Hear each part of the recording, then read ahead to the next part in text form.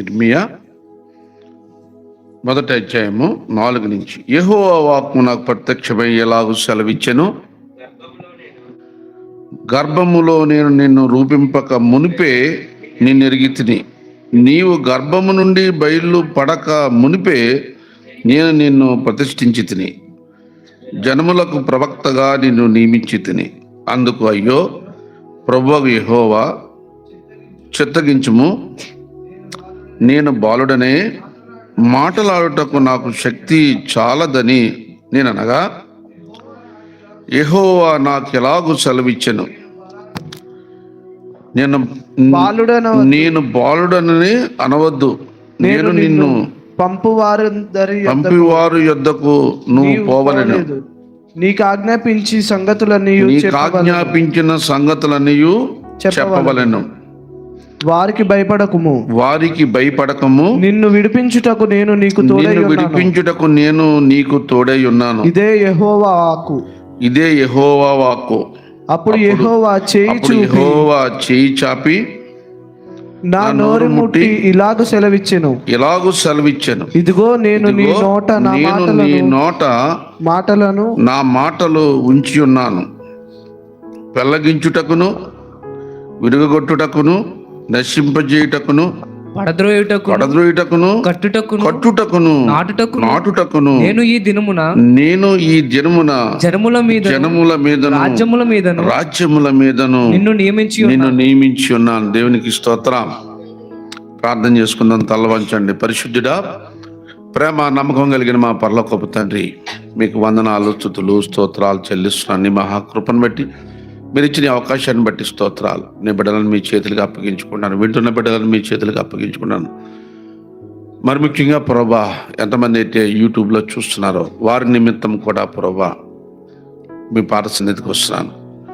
కూర్చున్న బిడ్డల కొరకు మీ పాద సన్నిధికి వస్తున్నాను. బిడ్డలందరితోనూ మీరు మాట్లాడారు. నువ్వు మాట్లాడే దేవుడు ప్రభా, నువ్వు మౌనంగా ఉండే దేవుడు ఎంత మాత్రము కాదని, నువ్వు మాత్రమే నిజమైన దేవుడు అని ప్రభా, నీ పక్షంని ఇక్కడ నిలువబెట్టి నువ్వు మాట్లాడుతున్న విధానాన్ని బట్టి మీకు స్తోత్రాలు, స్తుతులు చెల్లించుకుంటూ, వ్యర్థమైన మాటలు నా నోటి నుంచి రాకుండా నీ వాక్యము మాత్రమే మాట్లాడడానికి నీ కృప దయచేయమని, అడగక మునిపి అక్కలు తీర్చే దేవుడు అయి ఉన్నావు కనుక నీ కృపలో భద్రపరచబడి మా ప్రభు మా రక్షకుని యేసు నామమున వేడుకొంచున్నాం తండ్రి. Amen, amen, amen. God bless you. Thank you. చాలా సంతోషం. పోయిన ఆదివారం, అంతకుముందు గురువారం లేదు కదా, ఆ రోజు క్రిస్మస్ కదా, ఆ రోజు క్రిస్మస్ గురించి మనం, మొదటి న్యూ ఇయర్ కదా, న్యూ ఇయర్కి పగలంతా అలసిపోయాం కదా అని రాత్రి కూడా మనం ఆ రోజు ఆరాధన చేయలేదు. అయినప్పటికీ దేవుని మహాకృపను బట్టి మరి ఒక ఆదివారం అయ్యింది, మొదటి ఆదివారం. ఇది మొదటి గురువారంలోకి వస్తున్నాం. ఇది 2వ గురువారంలో అనుకుంటా కదా. దేవాతి దేవుడు ఇచ్చిన మాటను బట్టి మనం, ఇది యెహోవా వాక్కు నాకు ప్రత్యక్షమై ఎలాగూ సెలవిచ్చెను. ఇది ఇర్మియా గారు రాస్తున్నటువంటి మాట. ఇర్మియా అనబడుతున్న ప్రవక్తతో, ఆయన ఉన్నట్టుగా సూటిగా మాట్లాడుతున్న ప్రవక్త కనుక ఆయన నచ్చడు, ఎవరికి నచ్చేవాడు కదా, రాజులకి నచ్చేవాడు కాదు. మరి ఆయన మాటలు గ్రంథస్థం చేయించి దేవుడు తన పరిశుద్ధ గ్రంథంలో ఉంచి, మనుషులకు నచ్చినా నచ్చకపోయినా ఇది నా మాట, ఈ మాటను మరి ప్రపంచమంతా వినాలి, ఆ మాట ప్రకారం బ్రతకాలి, ఆ మాటను నెరవేర్చాలి. దేవుని ఉద్దేశం అది. ఎప్పుడు ఎరిగిన వాడు అంటే తల్లి గర్భములో నువ్వు నిరూపింపబడక మునిపే నిన్ను ఎరిగిన దేవుడు. అసలు నువ్వు ఇక్కడ రావడానికి కారణం ఆయనే. ఈ లోకంలో నువ్వు బ్రతుకుతున్నావంటే కారణం అదే. నువ్వు గ్రహించవచ్చు, నువ్వు గ్రహించకపోవచ్చు. ఆ యొక్క సంగతులు మనము ఒకవేళ అర్థం కాకపోవచ్చు మనకి. ఏంటది మరి? అటువంటిప్పుడు ఏమయ్యారు? మనం ప్రశ్నలు వేస్తూ ఉంటాం. మన అంతరంగంలో మొదటిగా ఉందే ప్రశ్న. ఆ ప్రశ్నకే దొరికిపోయాం మనం ఆదాము అవ్వల రూపంలో. మరి తర్వాత ఈ భూమి మీదకి మనం వచ్చిన తర్వాత కూడా మనం ప్రశ్నలు వేస్తూనే ఉంటాం. దావీదు అంటాడు, ఈ సృష్టిని చూస్తే నీకు అర్థమైపోవాలి దేవుడు ఉన్నాడని, ఈ లోకాన్ని చూస్తే నీకు అర్థమైపోవాలి దేవుడు ఉన్నాడని, ఈ ఉదయ సాయంత్ర సంజమ సమయాలు చూస్తే, ఈ రాత్రి కాలాన్ని చూస్తే మనకు అర్థమైపోవాలి దేవుడు ఉన్నాడని. ఈ వెన్నెల మరి అప్పుడప్పుడు వెన్నెల మళ్ళీ మళ్ళీ అదే అమావాస్య రాత్రి చూస్తేనే మనకు అర్థమైపోవాలి దేవుడు ఉన్నాడని. అప్పుడప్పుడు వస్తున్న భయంకరమైన తుఫాన్లు చూస్తే మనకు అర్థమైపోవాలి దేవుడు ఉన్నాడని. అప్పుడప్పుడు మరి నీళ్లు లేక గొంతెండిపోతూ ఎన్నో మూగజీవులు చనిపోతున్న సమయాన్ని చూసినప్పుడు మనం అర్థం చేసుకోవాలి, అమ్మో దేవుడు ఉన్నాడని. భయపడాలి, దేవునికి భయపడే వారంగా ఉండాలి. గత వారం మనం చెప్పుకున్న మాట శుద్ధీకరణ గురించి మాట్లాడుకున్నాం. ఎబ్రీ పత్రిక 9వ అధ్యాయము 13వ వచనంలో శుద్ధీకరణ గురించి మాట్లాడుకుంటాం మనం కదా. ఒకసారి ఆ మాట కూడా చూద్దాం. ఎబ్రీ పత్రిక 9వ అధ్యాయము శుద్ధీకరణ గురించి మాట్లాడుకుంటున్నాం. అత్యంత ప్రాముఖ్యం. నీకు అర్థం కావాలి అంటే, ఈ లోకం నీకు అర్థం కావాలి అంటే, దేవుని స్వరం నువ్వు వినాలి అంటే, నువ్వు మోషే ఏ విధంగా 40 రాత్రులు ఆ యొక్క కొండ మీద మరి దేవుని దర్శనాన్ని చూశాడో, దేవునితో ముఖాముఖిగా మాట్లాడాడో, ఇప్పుడు ఈ వాక్యం అనబడుతున్న ఈ పరిశుద్ధ గ్రంథము నీ ముందు ఇవ్వబడింది కనుక ఈ గ్రంథాన్ని బట్టి, ఈ గ్రంథాన్ని చూసి చదివి ఆయన స్వరాన్ని విని, ఆత్మ సంబంధమైన స్వరాన్ని విని మనము ఈ సంగతులను గ్రహించాల్సిన, ప్రపంచ పరిస్థితులను గ్రహించాల్సిన, విశ్వాస జీవితం లోతును గ్రహించాల్సిన, విశ్వాస జీవితంలో దేవుడు చేయబోతున్న అద్భుత ఆశ్చర్య కార్యాలను గ్రహించగలిగే ఆత్మ సంబంధమైన సామర్థ్యము మరి మనం పొందుకోవాలని దేవుడు ఆశపడుతున్నాడు. మీరు చక్కగా దేవుని వాక్యాన్ని విని వాక్యానుసారంగా ఈ ప్రపంచంలో జరుగుతున్న విషయాలు, ఈ ప్రపంచంలో జరుగుతున్నటువంటి సంఘటనలు, ఈ ప్రపంచ గతిగతులు, ఈ ప్రపంచంలో రాజులు అనగా మరి ప్రెసిడెంట్స్, ఒకవేళ ఇప్పుడు పూర్వంలో మరి దేవుడు అన్య రాజులను వాడుకున్న విధానము, సొంత రాజులతో ఆయన చేయించిన అద్భుత ఆశ్చర్య కార్యాలు మనం ఏం చేయాలి అంటే గ్రహించాలి. ఆ గ్రహింపు మనకు రావాలి. ఏదైనా ఒక మాట దేవుడు మాట్లాడుతున్నప్పుడు తన లోతును మనం గ్రహించగలగాలి. ఆ మాటల సారాంశం మనం గ్రహించకపోతే మరి మనం పోయిన వారం ఆదివారం చెప్పినట్టుగా మరి విత్తన ఉపమానంలో గొట్టు మీద పడినటువంటి విత్తనము వలె, త్రోవ పక్కన పడిన విత్తనము వలె, లేదంటే రాతి నెలలో పడిన విత్తనం వలె మరి మేము భక్తులం అనుకుంటూ వాక్యం అర్థం కాక ఎటు ప్రయాణం చేస్తున్నామో మనకు తెలియక ఒకడు గాలికి కొట్టినట్టుగా వెళ్ళినట్లుగా అది గాలికి వెళ్ళిపోతూ ఉంటుంది. కొద్దిసేపు అటు వెళ్ళిపోతుంది, కొద్దిసేపు ఇటు వస్తూ ఉంటుంది. అటువంటి విశ్వాసంలో కాక స్థిరమైన విశ్వాసంలో ఉండాలని దేవుడు ఆశపడుతున్నాడు. దేవుడు నీ పక్షాన ఉన్నానన్నాడు. నువ్వు ఎంత మాత్రము నరకానికి వెళ్ళడానికి దేవునికి ఇష్టం లేదు. ఈ మాటలు, దేవుని మాటలు విని ఆ వాటి ప్రకారముగా మనం జీవించి ఆయన మాటల యొక్క మరి ఆ ఉద్దేశాన్ని మనం గ్రహించి మనం సామర్థ్యము పొందుకొని, బలము పొందుకొని, సాతాను శోధన లో పడకుండా మనం బ్రతకాలని దేవుని యొక్క ఆశ ఉందని మనం గ్రహించాలి. ఆయన మాటలు వింటూ ఇంత పరిశుద్ధ గ్రంథాన్ని మనం చదువుతూ ప్రతి వారం మనం సత్యము గ్రహించే వారముగా, ఇంకా దేవుని చిత్తమైతే సత్యము నుంచి సర్వసత్యములోనికి వెళ్ళే వారముగా మనం ఉండాలని ప్రేమతో మీకు తెలియజేస్తూ, మరి ఎబ్రీ పత్రికలో 9వ అధ్యాయం 13వ వచనం కదా, చూద్దాం ఒకసారి. మేకల యొక్కయు ఎడ్ల యొక్కయు రక్తము మైలపడిన వారి మీద ఆవు దూడ బూడిద చల్లుటయు శరీర శుద్ధి కలిగినట్లు వారిని పరిశుద్ధపరిచిన ఎడల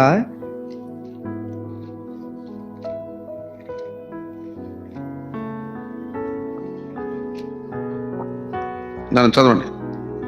నిత్యుడగు ఆత్మ ద్వారా తన్ను తాను దేవునికి ఎడ్ల యొక్కయు మేకల యొక్కయు ఏలయనగా మేకల యొక్కయు ఎడ్ల యొక్కయు రక్తమును మైలపడిన వారి మీద ఆవు దూడ బూడిద చల్లుటయు శుద్ధి కలుగునట్లు వారిని పరిశుద్ధపరిచిన ఎడల నిత్యుడగు ఆత్మ ద్వారా తన్ను తాను దేవునికి నిర్దోషిగా అర్పించుకున్న క్రీస్తు యొక్క రక్తము నిర్జీవ క్రియలను విడిచి జీవము గల దేవుని సేవించుటకు మీ మనస్సాక్షిని ఎంతో ఎక్కువగా శుద్ధి చేయను. మనస్సాక్షిని శుద్ధి చేయ. మనస్సాక్షి లేదురా ఇడికి అంటాం, మనస్సాక్షి లేదురా అంటాం.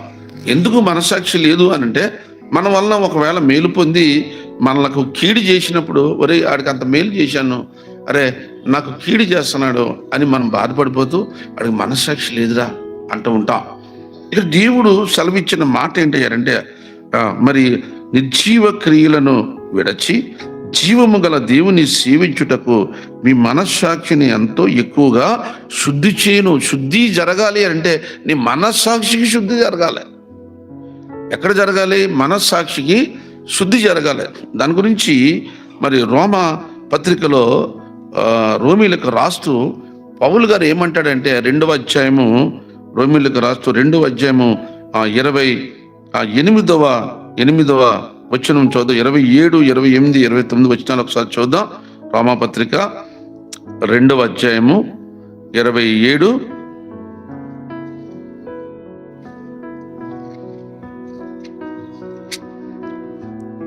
27 నేను చూద్దాం. మరియు స్వభావమును బట్టి సున్నతి లేనివాడు ధర్మశాస్త్రమును నెరవేర్చిన ఎడల అక్షరమును సున్నతి గలవాడై ధర్మశాస్త్రమును నెరవేర్చిన అక్షరమును సున్నతి వాడనై ధర్మశాస్త్రమును అతిక్రమించు నీకు తీర్పు తీర్చడా? బాహ్యమునకు యూదుడైన వాడు యూదుడు కాడు. శరీరమందు బాహ్యమైన సున్నతి కాదు. అయితే అంతరంగమందు యూదుడైన వాడే యూదుడు. మరియు సున్నతి హృదయ సంబంధమైనదై ఆత్మయందు జరుగునది గాని అక్షరము వలన కలుగునది కాదు. అత్యంత లోతైన మర్మాలు ఇవన్నీ కూడా, లోతైన విషయాలు. ఇవి గ్రహించాలి. దేవుడు ఎలాగ ఆశీర్వదించాడు? దేవుడు అలా ప్రభుని నమ్ముకుంటేనే ఆశీర్వాదం. నువ్వు ప్రభుని నమ్ముకున్నావా, నీకు ఎప్పుడు ఆశీర్వాదమే. నువ్వు నమ్ముకునే విధానం ఒకవేళ మనకు సరిగ్గా అర్థం కాకపోతే కొద్ది కష్టాలమై గుండా మన జీవితాలు వెళతాయేమో కానీ మరి ప్రభువు నిజంగా మీకు అర్థమైతే, మనకు అర్థమైతే దేవుడు అద్భుత రీతిలో ఆయన ఆశీర్వాదాలకు మూల కారకుడిగా ఉన్నాడని మన అర్థమైనప్పుడు నువ్వు ఈ సృష్టిని శాసించగలిగినటువంటి సామర్థ్యం దేవుడు నీకు దయచేస్తాడు. అందుకే అంటాడు కదా, నీకు ఆవగింజంత విశ్వాసం ఉంటే ఈ కొండటికెళ్ళి ఎక్కడ వేయాలంట? ఈ కొండ వెళ్ళి సముద్రంలో పడాలి అని అంటే అది పడుతుందంట. అంటే అంత కొండలాంటి సమస్య అయినా నీ ప్రార్థన, సరైన ప్రార్థన, ప్రభువుతో నీ ప్రార్థన మరి కలిసినప్పుడు ఆయన నీ స్వరాన్ని ఆయన వినగలిగే ప్రార్థన నువ్వు చేయగలిగినప్పుడు నీ అంతరంగపు మరి బాధను, ఆలోచనను, నీ మీద ఆనుకున్న, దేవుని మీద ఆనుకున్న విధానాన్ని దేవుడు గ్రహించినప్పుడు ఖచ్చితంగా మరి ఆయన నీ కార్యాన్ని చేయడానికి సిద్ధంగా ఉన్నాడు. ఆ మాటలు చెప్తున్నాడు. ఎలాగంటున్నాడు? మేము యూదులం అని వారందరూ ఏం చేస్తున్నారంటే యేసుక్రీస్తు ప్రభువారిని వారు ద్వేషించినప్పుడు, యేసుక్రీస్తు ప్రభువారు చెప్తున్న మాటలను వారు ద్వేషించినప్పుడు, ఈ మాటలు వారికి ఇంపుగా అనిపించగనప్పుడు వారు యేసుక్రీస్తు ప్రభువారిని వారు ఏం చేస్తున్నారంటే ద్వేషిస్తున్నారు. దానికి ఆ ద్వేషించిన విధానానికి ఆ పౌలు సాక్షిగా నిలబడి ఆయన ఆరోహణమైన తరువాత ఆయన సిలువబడి చనిపోయి 3వ దినమున లేచి ఆయన మరి 40 రోజులు ఆయన కనబడి 500 పైచిలకు సాక్ష్యాలతో కలిగిన వాడే మరి ఆయన ఆరోహణమైన తరువాత 12 మంది అపోస్తల మీదకు పరిశుద్ధాత్మ వచ్చిన తరువాత పరిశుద్ధాత్మ ప్రేరణతో వారు బోధిస్తున్నప్పుడు మరి ఎందుచేతనో పౌలు వారిని ఆటంకపరిచి, వారిని హింసించి, వారిని దూషించి, వారిని చంపుతున్నప్పుడు దేవుడు మరి పౌలుకు దర్శనమిచ్చి తన పక్షాన నిలబెట్టుకోవడానికి దేవుడు చేస్తున్న ఆ ప్రణాళిక అది ప్రణాళికలో నేను తల్లి గర్భమందే నిన్ను రూపించిన వాడను నేనని ఇర్మియాతో మాట్లాడినట్టుగా ఆ తల్లి గర్భములోనే ప్రభువు ఎరిగిన వాడయి దేవునికి వ్యతిరేకంగా జీవితంలో చేసినప్పటికీ ప్రభువు అతన్ని పట్టుకున్నప్పుడు మరి దేవుని పక్షంలో నిలబడిన వాడుగా మరి పౌలుండి ఇన్ని పత్రికలు పౌలు ద్వారా దేవుడు రాయిస్తున్నాడు. అది అత్యంత ప్రధానమైన రోమాలో ఉన్న యూదులకు రాస్తున్నటువంటి పత్రిక ఈ పత్రిక. ఇది 2వ అధ్యాయంలో అక్కడున్న యూదులకు రాస్తున్న, ధర్మశాస్త్రోపదేశకులకు రాస్తున్న, వీరు అమితమైన జ్ఞానము కలిగిన వారుగా రోమా సామ్రాజ్యంలో కీలకమైన పదవులు పోషిస్తున్న, కీలకమైన పదవి ఎలా వినాలి, కీలకమైన పదవులు పోషిస్తున్న వారికి మరి పౌలు ఈ పత్రిక రాస్తున్నాడు. వారికి పౌలు ఈ పత్రిక రాస్తూ ఏమంటాడంటే, బాహ్యమునకు యూదుడైన వాడు యూదుడు కాడు. ఒకవేళ యూదుడుగా వాళ్ళు ఏమైనా మేము సున్నతి పొందాం, మేము దేవుని ప్రజలం అని వారు అనుకుంటున్నప్పటికీ మీరు యూదులు ఎంత మాత్రము కాదు అంటున్నాడు పౌలు. బాహ్యమునకు యూదుడైన వాడు యూదుడు కాదు. అదే క్రైస్తవ్యం. మళ్ళీ క్రైస్తవ్యంలోకి వస్తే మన పైకి మేము క్రైస్తవులు అంటే కుదరదు అంటున్నాడు. పైకి మేము క్రైస్తవుడు అయినటువంటి వాడు క్రైస్తవుడు కాదని కాడు. శరీరమందు బాహ్యమైన సున్నతి కాదు. శరీరంలో బాహ్యంగా జరిగే ఈ సున్నతి కాదంటది. ఎటువంటి సున్నతి? సరైన సున్నతి అయితే అంతరంగం మందు యూదుడైన వాడు యూదుడు అంటే బాహ్యము అంతరంగం. అందుకే యేసుక్రీస్తు ప్రభువారు పోయిన వారం చెప్పిన మాట, యేసుక్రీస్తు ప్రభువారు ఏమన్నాడంటే, ఆయన 11వ అధ్యాయము 39వ వచనంలో, లోకాసు వార్త 11:39లో ఆయన ఏమంటున్నాడంటే, మరి గిన్నెనంట వెలుపల తోముతున్నామంట. మనం గిన్నెను ఎక్కడ తోముతున్నాం? వెలుపల తోముతున్నామంట, లోపల తోమడం లేదంట. చూద్దాం ఒకసారి అక్కడ ఏమేమి మాటలు రాయబడ్డాయో. లోకాసు వార్త 11వ అధ్యాయము అందుకు 39వ అందుకు ప్రభువు ఇట్లా నేను పరిసయ్యులైన మీరు గిన్నె వెలుపలను గిన్నె పల్లెమును వెలుపల శుద్ధి చేయుదురు గాని, గిన్నెయు పళ్ళెమును వెలుపల శుద్ధి చేయుదురు గాని, మీ అంతరంగము దోపుతోను చెడుతనముతోను నిండి ఉన్నది. అవివేకులారా, వెలుపలి భాగము చేసిన వాడు లోపలి భాగమును చేయలేదా? వెలుపల చేసిన వాడు, మనం వెలుపల బాహ్య సంబంధమైన బాప్తిసం తీసుకుంటాం. సున్నతి అంటే పాత నిబంధనలో సున్నతి, నూతన నిబంధనలో మరి బాప్తిసం అదొక గుర్తుది. ఈ గుర్తుగా మనం ఎక్కడ తీసుకుంటున్నామంటే, మేము ప్రభుని నమ్ముకున్నామంటే మాకు బాప్తిసం ఇవ్వండి అని అంటే, మరి సేవకులు కూడా బాప్తిసాలు ఇచ్చేస్తున్నారు. మేము ప్రభుని నమ్ముకున్నాం, మాకు బాప్తిసం ఇవ్వండి అని అంటే సేవకులు కూడా బాప్తిసాలు ఇచ్చేస్తున్నారు. అసలు నిజంగా మరి మనం ప్రభుని నమ్ముకున్నామా? ఎందుచేతంటే మీరు అడిగినప్పుడు మిమ్మల్ని పోగొట్టుకుంటాం సేవకులకి ఇష్టం లేదు కనుక, మీరు అడిగినప్పుడు మిమ్మల్ని పోగొట్టుకుంటాం సేవకునికి ఇష్టం లేదు కదా. ఏమన్నా నేను బాప్తిసం తీసుకుందాం అనుకుంటున్నానండి అని, మనకి కష్టం వచ్చినప్పుడు, సమస్య వచ్చినప్పుడు, శోధన వచ్చినప్పుడు ఒకవేళ మనం బాప్తిసం వైపుకి వెళ్ళిపోతాం, ప్రభు మీద మరింత విశ్వాసంలోకి వెళ్ళిపోతాం. కష్టం వచ్చినప్పుడు, నష్టం వచ్చినప్పుడు, ఇబ్బందులు వచ్చినప్పుడు మనం ప్రభు మీద అనుకుంటాం. కొంచెం బాగున్నాం అనుకోండి, మనం ప్రభు జోలికి రాం. అది మానవ స్వభావం. అది మనం బాగున్నప్పుడు ప్రభు జోలికి రాం. మన కష్టాలు వస్తే ప్రభు జోలికి వస్తాం, ప్రభు దగ్గరికి వస్తాం. ఏమన్నా నాకు ఈ దేవుడు ఇంత శోధన పెట్టేసాడు, మళ్ళీ దేవుడు పెట్టాడంట.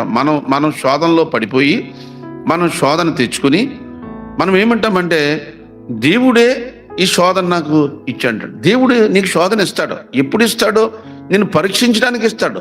కానీ స్వభావరీత్యా మనం శోధనలో పడిపోతూ ఉంటాం. ఎందుకు పడిపోతాం?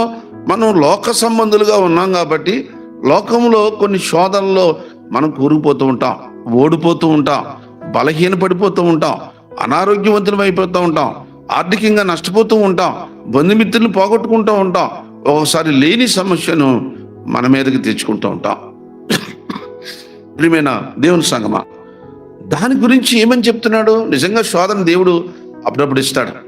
ఎప్పుడు ఇస్తాడు? నేను శుద్ధీకరించడానికి ఇస్తాడు. సువర్ణము శుద్ధీకరింపబడాలి కనుక దేవుడు అప్పుడప్పుడు ఆయన నిన్ను పరీక్షిస్తూ ఉంటాడు.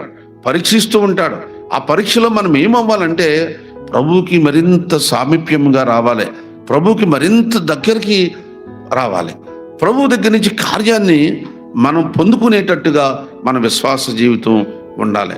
ప్రభువుకి నువ్వు దూరంగా ఉండి మనం ఏమీ సాధించలేం. ప్రభువుకి వేరుగా ఉండి మనం ఏమీ సాధించలేం. ప్రభువుకి మరి వ్యతిరేకించి ప్రభు మాటను తృణీకరించి మనం ఏమీ సాధించలేం. ఒకవేళ ఆ విధంగా మనం ఉంటే మనం ఎలాగున్నటువంటి వారం అంటే, మనం బాహ్య సంబంధమైన సున్నతి కలిగిన వారం. మనం బాహ్య సంబంధమైన సున్నతి కలిగిన వారం. ఎలా ఉండాలని అంటున్నాడు? అంతరంగమందు ఉండాలంట సున్నతి. సున్నతి ఎక్కడ ఉండాలి? అంతరంగమందు సున్నతి ఉండాలంట.